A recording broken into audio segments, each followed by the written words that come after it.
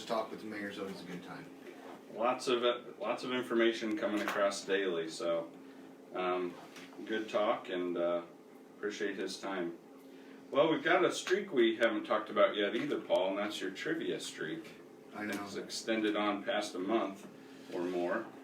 We decided to double down with another Earth Day trivia, and this came out of the Belcher archives, so beware. We're really testing you now. Yeah, I know. I feel like I've got to get this one right, or Dick's just going to look at me different. Okay, the 50th anniversary of Earth Day, we mentioned last week, it was this past Wednesday, April 22nd. Now, which senator in our past was key in the establishment of Earth Day? Was it A, Joseph McCarthy, B, Gaylord Nelson, or C, Richard Lugar? You don't have to answer right now if you want to think about it a little. Yeah, we'll think about it, and we'll let Tanner talk sports, and then I'll read it. I think you're trying to wait and see what my sheet says. I think he is too. So I'm going to try a different strategy today, where I'm going to hide the sheet. Here, so. Yeah. No, I'm not looking at any sheets. I promise. All right. Well, let's get into sports. Tanner, we actually had an event last night in sports. Yes, NFL Draft, one of my favorite events of the year. It was a little different this year, as it was all virtual, no fans in attendance, all the GMs, owners at their homes. But I thought it went over really, really well. I probably watched half of it, and I couldn't believe how well the technology actually worked together. It was pretty coordinated well with the comments and everything. And nobody really had any technological problems. At least if they did, it wasn't really shown on television. And really, the experience, I didn't think it was that far from what you would see normally. I totally of course, you don't have the fan interaction and the players wearing suits. A lot of them were dressed pretty casually in their homes. That's right. But I thought it was pretty neat, especially seeing the GMs with their families, getting to interact with their families. It was pretty cool. A lot of family moments like that that I really enjoyed seeing. You know, you think of these people as high-profile public figures, somewhat. You know, huge jobs, and then you see them kind of at their base level with their family in their own home, and that just, I don't know, it's kind of interesting. They're people just like us. That's right. Their job just maybe at times has more pressure than some of our jobs or similar things like that, but it was really neat to see. Any major surprises in any of the picks? Well, it's funny, I do a mock draft every year. I do a couple of them, and I released one, my final one, the night before the draft. I hit on 10 of the first 11 picks. Wow. I thought I was on a roll. I got one out of the remaining after that. So the trades started coming in, things started getting mixed up. Can't predict the trades. There wasn't too many real shockers. I thought a lot of teams got some really good value. I mean, this draft is loaded. As a Bronco fan, I'm thrilled today. They got, I think, what I think is the best wide receiver in the draft, and Jerry Jeudy from Alabama. Oh, that's great. He was there at 15. Amazing. I never thought he'd be there at 15. That's who I wanted, but I thought they'd have to trade up. He fell right into John Elway's lap to give now another explosive young talent on offense. So, that's great. Colts and Bears are on tonight in round 2, so a lot of local interest there. As a Bears fan, I was excited the Packers picked a quarterback. I'm hoping that really tears up the fabric of the team as Aaron Rodgers pouts around about it. You would think they had to have picked his brain a little bit before that, or said, this is kind of what we're thinking, not to blindside him, but you never know. He is 36.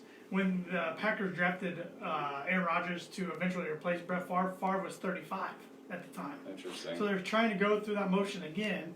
If it pays off for them and Jordan Love's a good quarterback, they could potentially have 3 quarterbacks in like a 45-year span. You think about that. Makes me sick to my stomach. Teams like the Dolphins have went through 21 quarterbacks since 2000, since Dan Marino retired. Wow. Yeah, it doesn't happen this way. Yeah. I'm kind of hoping for that not happening for the Packers. But it was fun just to have a nice, live, meaningful sporting event, and just to see everybody kind of banter, argue, be passionate again on social media about a sporting event. It took your minds off everything for a couple hours last night. That's great. So. Anything else going on of note? Rob Gronkowski's back in the NFL. Came out of retirement. Said he wanted to play with Tom Brady, so the Patriots traded him to the Tampa Bay Buccaneers. Wow. That's so crazy. 1 year, $10 million deal. And why not? They're going for it. They got Tom Brady for 2 years. They're going all in. So. Wow, that's incredible.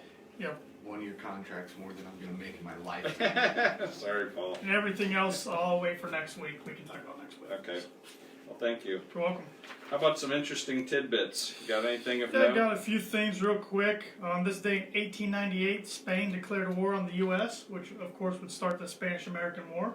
I don't know much about that I one. remember learning about it in history class, but I couldn't tell you too many details, so I guess I didn't do a good job paying Sorry, attention. teachers. I guess we're all on that boat there. On this day in 1907, Hershey Park was opened. I've never been there before, but Me either. I guess if you're a real chocolate lover, you should go check that out. And on this day in 1974, the NFL granted Tampa Bay a franchise, which turned into the Tampa Bay Buccaneers, as we were just talking There about. we go. Steve Young started there, I think, didn't He he? did. He was actually in the USFL. USFL, and then went to the Buccaneers, and then the 49ers eventually. So, and on this day in 1978, Angels Nolan Ryan struck out 15 batters against the Mariners for the 20th time in his career. He had at least 15 strikeouts. That's The guy was incredible. unbelievable. Yeah, and he was good when I was a kid. And he never won Many a World years Series. later. Oh, that's too bad. I mean, yeah. And today is National Teacher Children to Save Day. We love that as Yes, we do. bankers.